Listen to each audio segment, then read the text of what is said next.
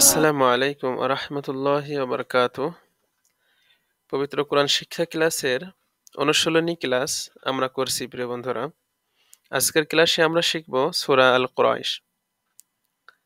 আউযু বিল্লাহি মিনাশ শাইতানির রাজীম। বিসমিল্লাহির রহমানির রহিম। লাম আলিফে প্রথমেই উচ্চারণ হবে লামের। লামজের লি, হামজা ইয়াজের ই, লি ই, মাদে আসলি। লাম খাড়া জবর লা, মাদে আসলি ফাজের ফি, লিইলাফি, কফ পেশ কু, র জবর র, র লাগবে ইয়ার সাথে, রয় ইয়া সাকিন পূর্বের অক্ষরে জবর। কি পড়ছিলাম এই নিয়মটা আমরা? ইয়া সাকিন পূর্বের অক্ষরে জবর হইলে কি হবে? হারফেলিন। হারফেলিনের পরে যদি আরদি সাকিন হয় তাহলে একটা মাদ তৈরি হয়। মাদটা কি? সেই মাদটা হচ্ছে মাদেলিন। হারফেলিনের বামে যদি আরদি সাকিন হয় তাকে দুই আলিফ মাদে লিন কয়। এই মাদালিনটা আমরা কিন্তু পড়ছিলাম সুন্দরভাবে, অনেক লম্বা ক্লাসে পড়ছিলাম আমরা এটা। তাহলে হবে কো রয়। এখন এই রয় লাগবে টেনে এই শিনের সাথে, রইশ, কো রইশ, লি লিইলাফি কুরাইশ। হ্যাঁ, লিইলাফি কুরাইশ, কুরাইশ। এই মাদেলিনটার ব্যবহার কয়েকটা জায়গায়, কয়েকটা আয়াতে এখানে আছে দেখুন। এরপরে হামজা খারাজের ই, এটা মাদে আসলি। অনেকে আবার মাদে উম, মাদে বাদল একটা মাদে অনেক আগে এসে বলতো। তো মনে করেন এটা মাদে আসলি সাহায্যকারী রয়েছে এখানে, যে আলিফের নিচে খারাজের এক আলিফ মাদে আসলি। এরপরে লাম খাড়া জবর লা, এটা মাদ আসলি তাহলে ই লা ফি হিম। সহজগুলো আমি একটু দ্রুত বলে যাই, কারণ বেশি লম্বা হবে না ক্লাস। ই লা ফি হিম রিহ লা তা। এই তাটা এই যে শিনের সাথে গিয়ে লাগবে। রিহ লা, রিহ লা তাস, তা লাগবে শিনের সাথে তাস। শিন যে শি, তা আলিফ জবর তা। এই মাদে আসলির পরে গোল হামজা। এটা কি মাদ ছিল? মাদে আসলির বামে গোল হামজা, মানে মাদে আসলির পরে গোল হামজা। মাদে আসলি বুঝছেন তো? এই যে জবরের বামে খালি আলিফ, এক আলিফ মাদে আসলি। এখন এই মাদে আসলির পরে গোল হামজা, চার আলিফ মাদে মুত্তাসিল, মাদে মুত্তাসিল।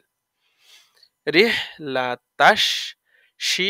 এখন এই তা বলে চার আলিফ টানতে হবে, তা সীতা। তারপরে হামজাজের ই, সীতা ই।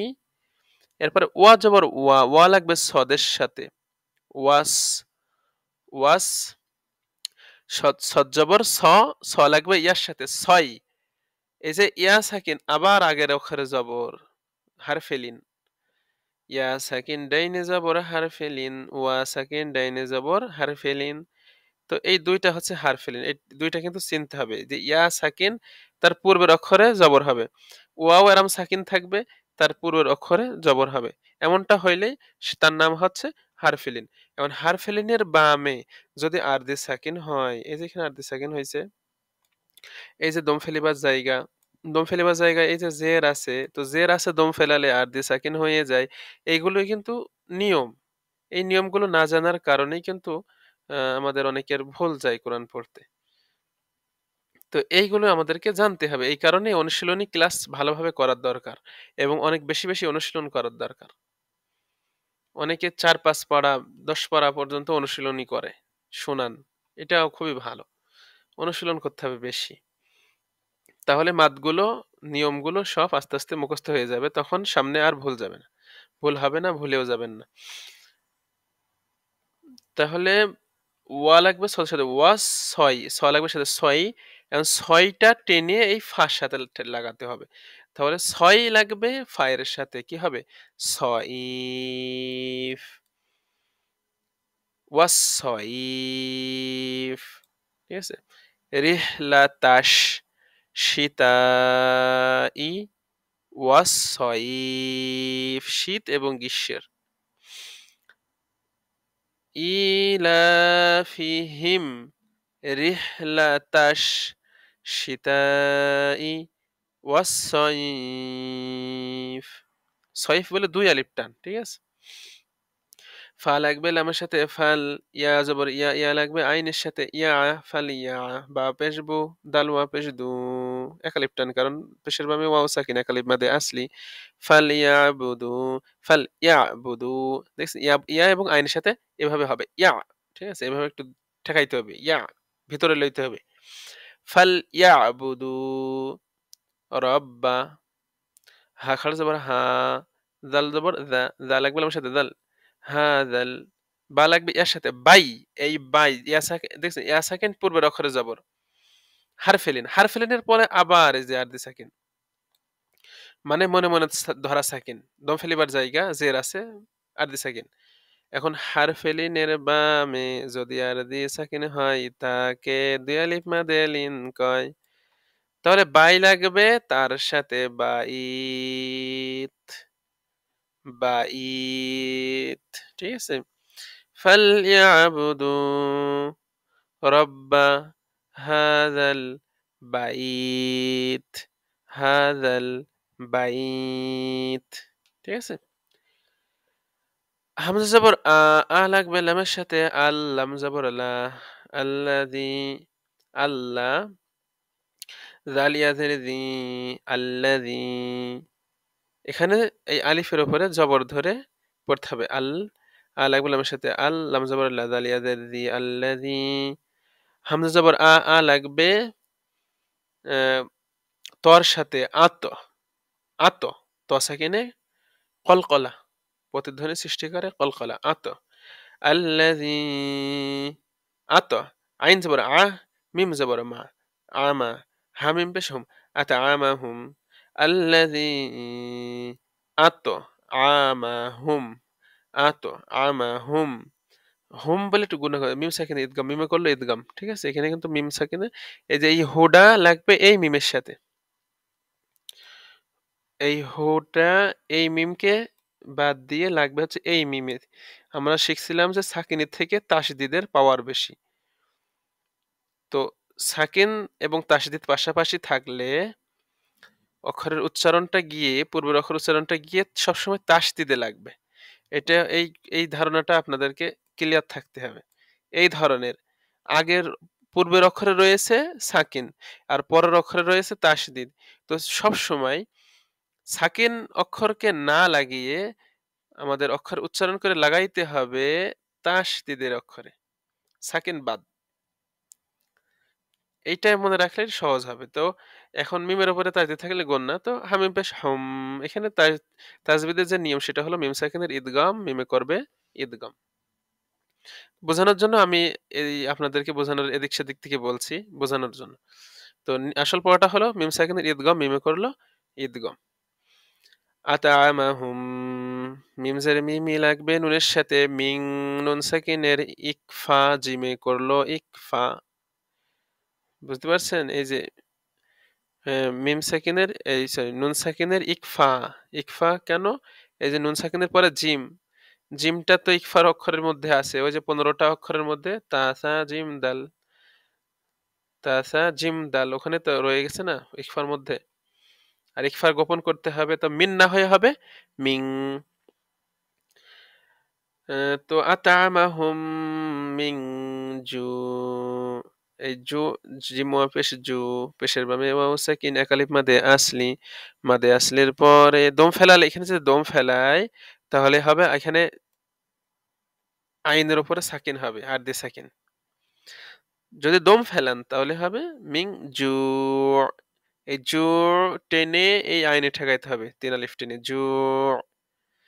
কারণ কি মাদ আসলির পরে আর দিয়ে সাকিন, যদি দম ফেলান। আর যদি দম না ফেলায় তাহলে হবে জু, এক আলিফ টান হয়ে আইন দুই জের ইন না হয়ে নুন সাকিনের ঈদগাম, এই ওয়াই করবে ঈদগাম, এই ওয়াই ঠেকাতে হইব।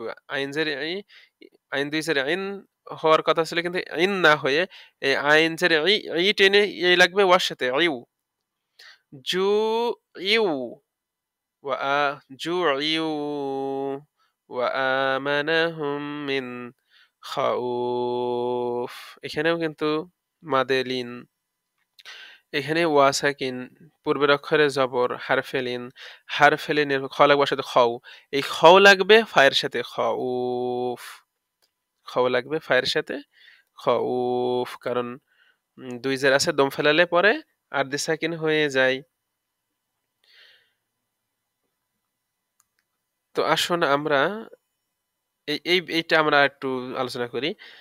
দেখুন এখানে রয়েছে দম ফেলিবার, এখানে একটা দম ফেলিবার জায়গা। তো আমরা এখানে চাইলে দম ফেলাইতেও পারি, আবার নাও ফেলাইতে পারি, এটা আপনার ইচ্ছা। এখন আপনি যদি এখানে দম ফেলাইতে না চান, তাহলে পারে এখানকার মাদের নিয়মটা ভিন্ন হবে। দম ফেলালে তিন আলিফ জোর বলে তিন আলিফ টেনে আইনি ঠেকাইতে হবে জু। এটা দম ফেলালে পরে। আর যদি দম না ফেলান তাহলে জিম ওয়াফেস জু বলে এক আলিফ টানবেন মাদে আসলি। এখন এখানে আইন দুই জের আইন, এই দুই জেরের ভিতরে নুন সাকিন লুকিয়ে আছে। নুন সাকিন লুকিয়ে আছে এখানে আইন দুই জের আইনের ভিতরে। এখন ওই লুকিয়ে থাকা নুন সাকিনের পর এখানে ওয়াও রয়েছে, ওয়া আবার ইদগমের অক্ষর। তো নুন সাকিনের ঈদগম ওয়াই করবে ঈদগম, আর ওয়ার উপরে আবার তাসদিদ দেওয়াও রয়েছে। তাসদিদ যদি নাও থাকতো তাও এখানে ঈদগম হয়ে যেত, মানে তাসদিদ ধরে নেওয়া লাগতো। তো আইন দুই জের আইন না হয়ে হবে আইন জের একটা একটা জের উচ্চারণ করে আইন জের আই আই লাগবে ওয়ার সাথে আইউ। আইউ ওয়া আমানাহুম মিন খাউফ, ঠিক আছে। তাহলে জুইউ জুইউ ওয়া আমানাহুম মিন খাউফ। আসুন আমরা একটু ভালোভাবে পড়ি সূরাটা। বিসমিল্লাহির রহমানির রহিম। লিইলাফি কুরাইশ إيلافهم رحلة الشتاء والصيف فليعبدوا رب هذا البيت الذي أطعمهم من جوع وآمنهم من خوف। এখন এখানে আমি দম ফেলালাম। এখন যদি দম না ফেলাই তাহলে কেমন হবে দেখুন। আল্লাযী আত'আমাহুম মিন জু'ইন ওয়া আমানাহুম মিন খাউফ। আত'আমাহুম মিন জু'ইন ওয়া আমানাহুম মিন খাউফ। জু'ইউ জু'ইউ, ঠিক আছে? কারণ এক আলিফ জু বলে এক আলিফ, এরপরে ইউ, এখানে আইন জের ই, এই একটা জের উচ্চারণ করে ই লাগবে ওয়ার সাথে ইউ।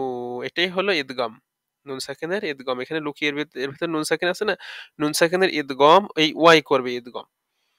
জুইউ ওয়া আমানাহুম মিন খাউফ। তো আমি যেটা বলবো সেটা হলো দম ফেলাবেন, তাহলে আপনাদের জন্য সুবিধা হবে। এভাবে পড়বেন আল্লাযী আত'আমাহুম মিন জু' ওয়া আমানাহুম মিন খাউফ।